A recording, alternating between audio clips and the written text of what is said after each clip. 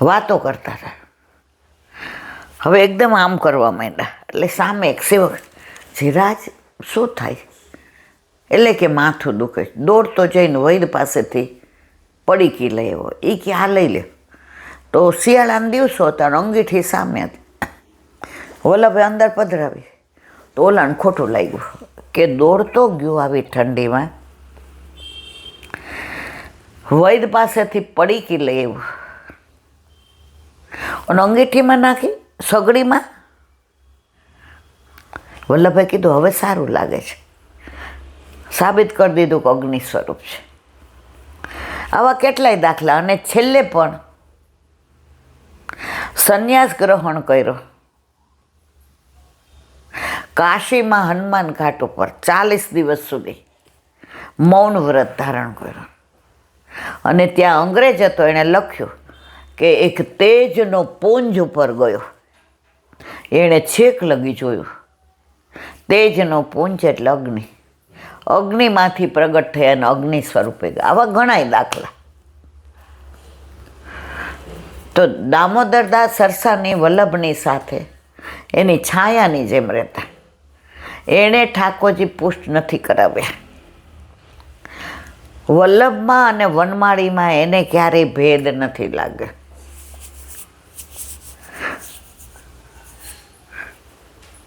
ગિરિરાજજીની તળેટીમાં મુખારવિંદની સામે સુંદરશીલાના બેઠક જે છે, ત્યાં વલ્લભ એકવાર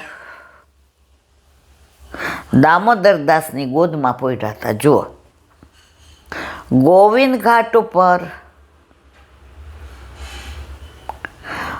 દમલાજી પોઢેલા હતા અને સુંદરશીલાના બેઠકમાં વલ્લભ પોઢેલા. ત્યાં પુષ્ટિમાર્ગનું પ્રાગટ્ય થયું હતું. પછી ધીમે ધીમે પુષ્ટિમાર્ગ અંકુરિત થયો. અંકુરિત થયો એટલે વલ્લભને એમ થયું, હાશ, આજ્ઞા થઈ તે પ્રમાણે બરાબર કર્યું. તો નિરાંતે પોઢી ગયા હતા. પણ કોના? દમલાના ગોદમાં. કે માર્ગ તેરે રીતે પ્રગટ કર્યો છે અને આપણે એના જ બધા અંશ છીએ.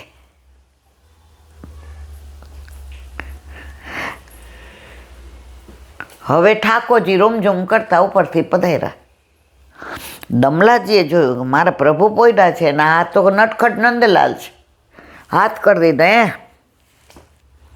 ઠાકોરજી તો આમ કરીને ઉભા. વલ્લભની આંખ ખોલી. એ મારા નાથ, હે પ્રભુ, ત્યાં કેમ ઠાડા છો? શ્રીજી બાબા કે આ તમારા સેવકે ના પાડી કે આવતા નહીં. એ કે દમલા, શ્રીજી બાબા કે એને કાંઈ ન કહેતા હો, એણે એનો સેવક ધર્મ નિભાવ્યો છે. દમલા તુને એસો ક્यों कियो? એ કે જો આપે અમને કીધું કે આ ગોવર્ધનના, અમે ઓળખતા હતા, અમને ખબર હતી આ ગોવર્ધનના છે.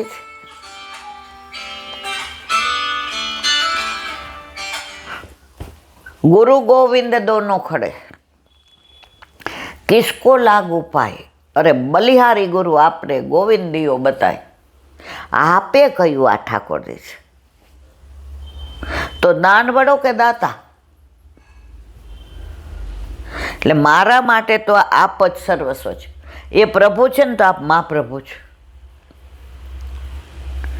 વલ્લભ ખીજા. એ કે જા તને 10 જન્મનો અંતરાય થશે.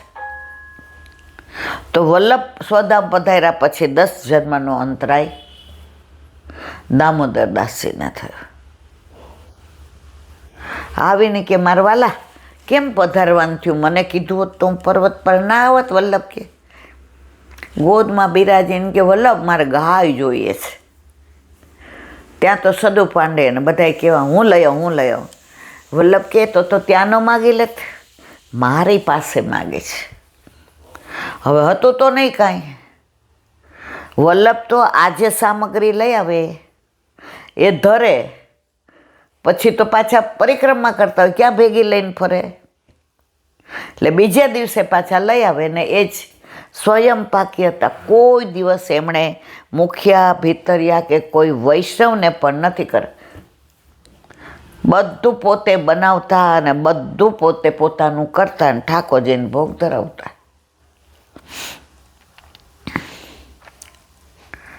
તો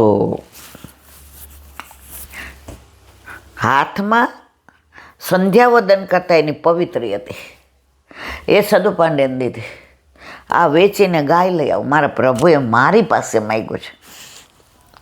અને ગાય લે, એ એક ગાયમાંથી ગૌશાળા થઈ અનેક ગાયો આજની તારીખમાં પણ સાબિત કરી દીધું. ઠાકોરજીને ગાયો એટલી વાલી અને વલ્લભને એટલી વાલી. વલ્લભના ને દમલાજીના પ્રસંગ કેવા બેસીએ, જિંદગી પૂરી થઈ જાય. વલ્લભે અહીંયા ગાય આપી, ગૌશાળા થઈ. બહુલા વનમાં બહુલા ગાયને સજીવન કરી અને યવનનો ભ્રમ દૂર કર્યો. આ બધાય જાણે છે. અને વલ્લભની પોતાની ગાયનું નામ પયોધા હતું. આ બધી લીલાનું અનુસંધાન કર્યું છે, એટલે અત્યારે હું કરતી નથી.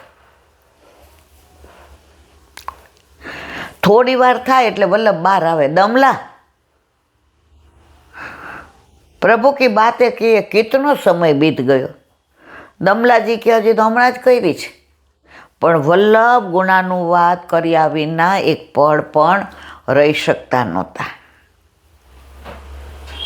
એ દમલા સાથે જ કરતા હતા, કારણ કે લલિતા સખી હતા ને.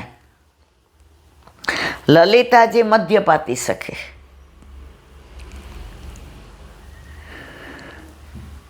ઠાકોરજીના તત્સુખનો જેટલો વિચાર કરે એટલો સામનેજીના સુખનો.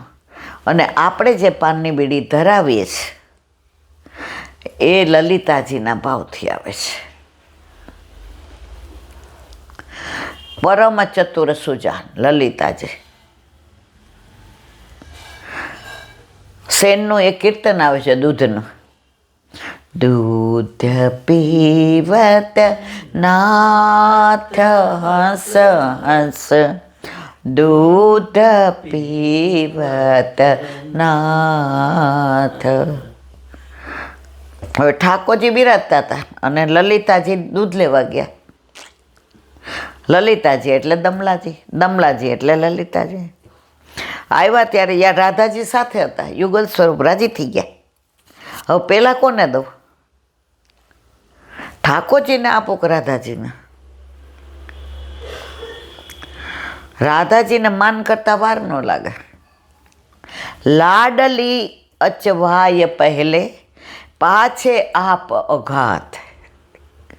ચિંતામણી ચિત્ત બસ્યો સજની, નાહિન ઓર સુહાય. પહેલાં રાધાજીને આપ્યું. એમણે પાન કર્યું તો હૃદયમાં કોણ બિરાજે છે? ઠાકોરજી. તો પહેલાં કોણે પીધું? ઠાકોરજીએ. તો લલિતાજી આવા ચતુર હતા. પ્રભુના તત્સુખનો જેટલો વિચાર કરે એટલો જ વિચાર સામનેજીના. હવે દમલાજીનો બધા પ્રસંગો કેવા, બેસો તો સવાર પડી જાય તોય ઓછું પડે. એવા દમલાજી દીનતા સાગર, દયા સાગર, કરુણા સાગર, ભક્તિ સાગર, ભાવ સાગર, રસ સાગર. વલ્લભનાએ છોડીને એક પડ ક્યાંય ગયા નથી. એમનું સર્વસ્વ વલ્લભ. પછી માનસરોવર પર માન છોડાવવા માટે હોય કે વૃંદાવનની લીલામાં હોય કે કોઈ પણ લીલા જુઓ તમે, એક એક બેઠકની વાત કરું તો દમલાજી સિવાયની વાત નથી. એટલે આ બધું અનુસંધાન 2 વર્ષ પહેલાં મેં કહેલું છે. તો એવા દમલાજીનો પ્રાગટ્યોત્સવ કાલે, દમલા ચોથ. જેમ ગણપતિ ચોથ છે ને, એમાં દમલા ચોથ. મને આનંદ એ વાત, બોમ્બેના ઘણા વૈષ્ણવનો ફોન આવ્યો ગઈકાલે મેં અનુસંધાન કર્યું હતું કે ઈલાબેન, આપણે તો આ દમલાજી થકી જ ઉજળા છીએ,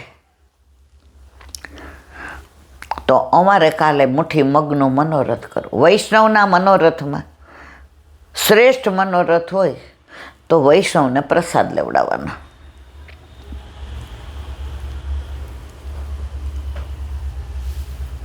સૌરાષ્ટ્રમાં તમે બીજા મનોરથ ઓછા જોશો, ઠાકોરજી ભેગા કર્યા ને નાવ કરીને, એ નહીં હોય. વધુમાં વધુ મુઠ્ઠી મગનું મનોરથ કરે. જેની જેવી મુઠ્ઠી એટલા વૈષ્ણવ, પોતાના સામર્થ્ય પ્રમાણે કરાય. આણે 100 જમાડ્યા એટલે આપણે ના, એવું અત્યારે આ જ થઈ ગયું છે. આણે આમ કર્યું તો હું કરું.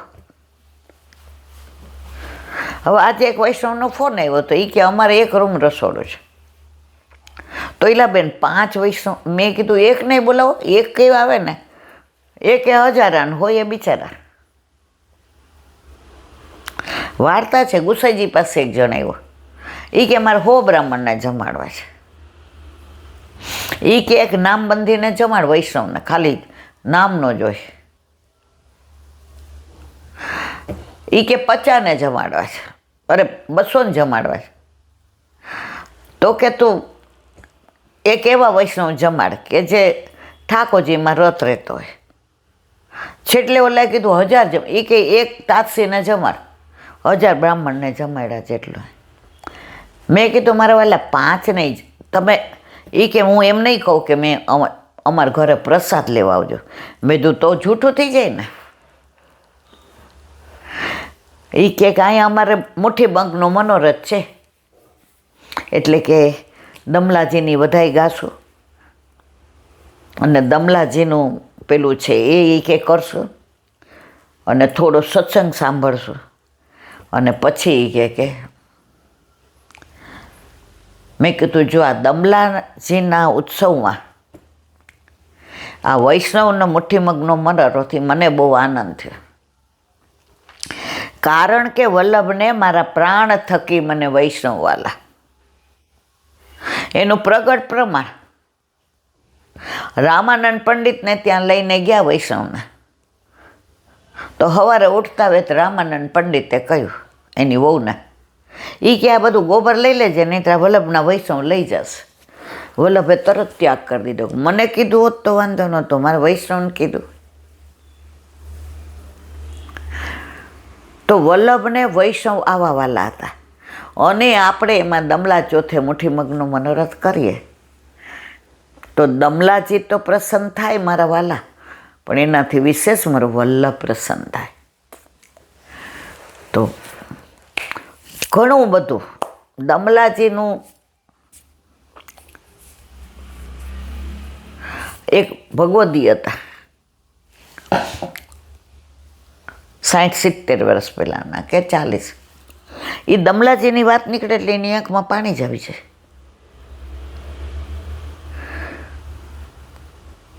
એટલે મેં જે વૈષ્ણવ બીજા હતા ને, મેં કીધું આ માસી કેમ જ્યારે હોય ત્યારે આવી રીતના રોવા માંડે.